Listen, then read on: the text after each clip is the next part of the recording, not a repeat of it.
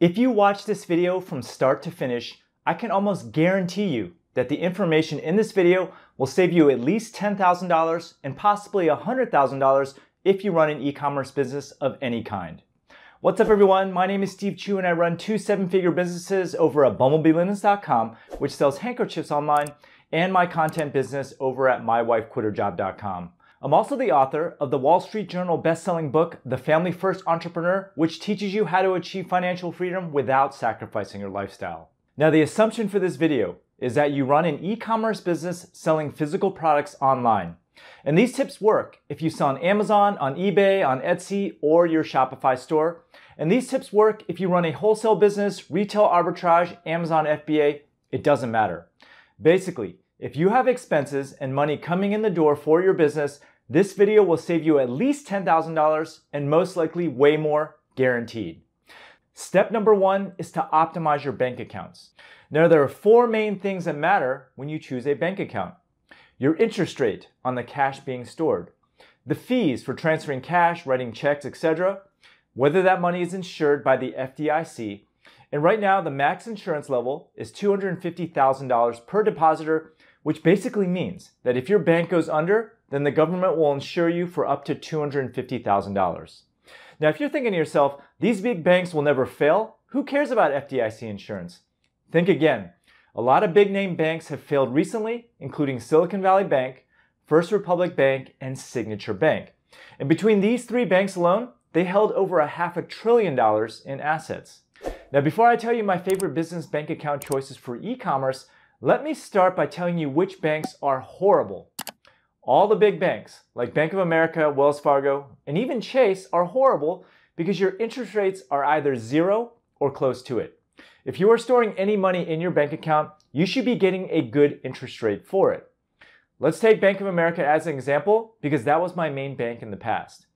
Not only does Bank of America not pay you interest on your checking account, but you also have to maintain a balance of $100K in order to get free wire transfers. Also, if you dip below a certain balance, Bank of America will start charging you fees on your checking account. No thank you. Right now, my two favorite e-commerce banks are Mercury and HighBeam. Now, first off, let me just tell you what's special about an e-commerce bank as opposed to a regular bank.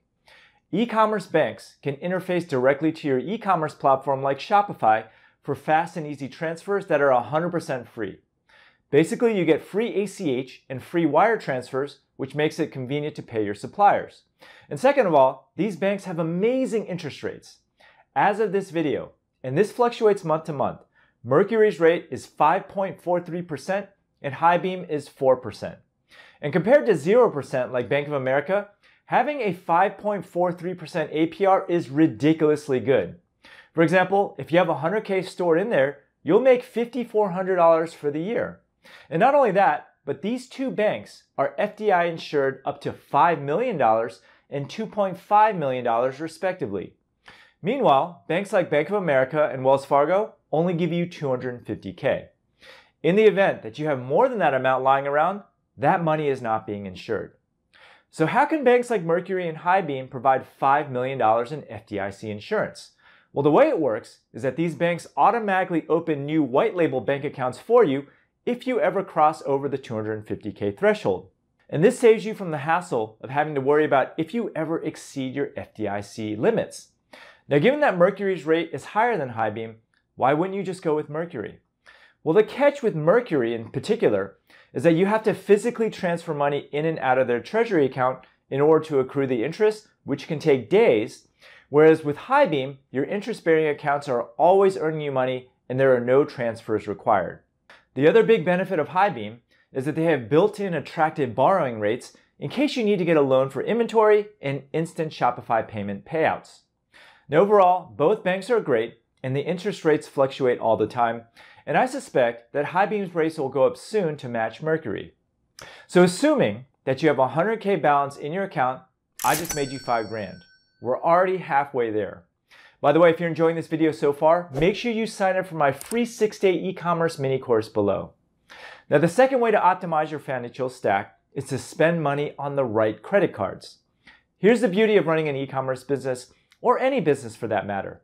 You are constantly spending money on shipping, advertising, inventory, you name it. And if you spend money on the right credit cards, then you never have to pay for a flight or a hotel ever again. In fact, I can't remember the last time I paid for a flight or a hotel stay.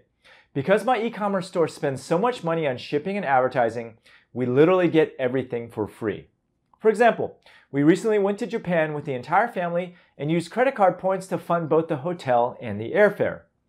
If you are not optimizing for credit card points, you're leaving tens of thousands of dollars on the table every single year.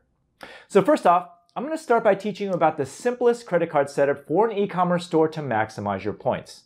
And by far, the best credit card for an e-commerce store right now is the Amex Gold Card. It's because you get 4x the points on your first $150,000 per year spent on both ads and shipping. Now keep in mind that these are the primary expenses that your e-commerce store will have, and you get 4x. If you sell on Amazon, this card also applies to Amazon advertising as well. And the best part is that if you somehow exceed $150,000 in yearly ad spend, all you got to do is apply for another card and switch it out. So basically, you get 4x your shipping and ad spend without any limits. And this card by itself funds almost all of our vacations. Now the next card to use for everything else is the Capital One Spark Business Card, which basically gives you 2% cash back on everything else. Now the only downside of having an Amex Gold Card is that Amex points may or may not be as useful to you as, say, Chase points. For example, Amex points are extremely useful for international travel, whereas Chase points are better for certain domestic airlines. Now for my business, I'm currently using the Chase Inc. Business Preferred Card, which isn't as great as the Amex Gold for points, but the Chase points are more useful for our vacations. Now this card gets me 3x on ads and shipping up to $150K per year. And basically, depending on where we want to travel for vacation, we use either the Chase card or the Amex Gold Card for the business. Now let's throw some real numbers into the mix. Let's say your e-commerce store makes $1 million in revenue. And let's say you spend 10% of that revenue on ads and 10% on shipping. That's 200K times 4 equals 800,000 points. Now let's say the average flight costs 25,000 points. You're looking at 32 free flights. And if the average flight, let's say, is $500, that's 32 times 500 equals $16,000. Now these points can also be used to stay at hotels as well. And we've stayed at some of the nicest hotels all over the world for free as a result. I also try to game the free bonus point offers. For example, Amex Platinum will sometimes give you 150,000 points just for signing up. Sometimes Chase will give you 80,000 points for signing up as well. After you sign up, you can later cancel that card and then sign up for other offers once they come up. And with credit card points, we easily save over $10,000 a year alone. Now the last step in optimizing your financial stack is optimizing your cash flow. Now the hardest part about scaling an e-commerce business is coming up with cash to finance the cost of your inventory. And this mainly matters if your business is growing like gangbusters.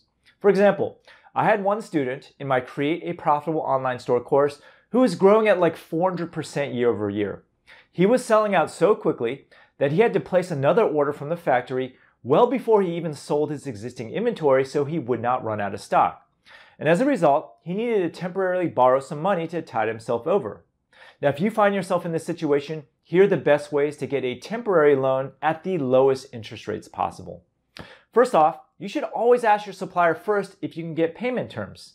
If you are buying from your supplier in large volume that is only going to go up and to the right, chances are your vendor will allow you to float that money for up to 30 to 60 days. Just say something like, hey, my product is selling so quickly that I need to place a significantly larger order right now. And on my current trajectory, I will need to place an even larger order in just 3 months. Can you provide me with payment terms? Now you might get rejected, but if you don't ask, you will not receive. And if the supplier wants your business, they will usually negotiate with you. Now the second best way to get money is by taking out an SBA loan. Loans from the SBA tend to be the cheapest money to borrow with interest rates in the single digits. The next best way to get money is by applying for a line of credit at your local bank. Now the bank that I mentioned earlier, called HighBeam, has this feature built in. Based on your trailing sales on Amazon and Shopify, HighBeam can approve you for a loan almost instantly, and the rates for credit lines are usually in the low to mid double digits. After that, you can always max out your credit cards. Credit cards typically have high APR interest rates, anywhere from the high teens to the mid-20s in terms of interest rate percentages. But the worst way to get money is by getting a cash advance from companies like Wayflyer, 8Fig, and Shopify Capital. This is the most expensive way to borrow money because the interest rates are nearly 40 to 70%. Just don't do it. Now that you know how to maximize your cash and your spending, make sure you watch this video here to learn how to maximize your sales for your e-commerce business.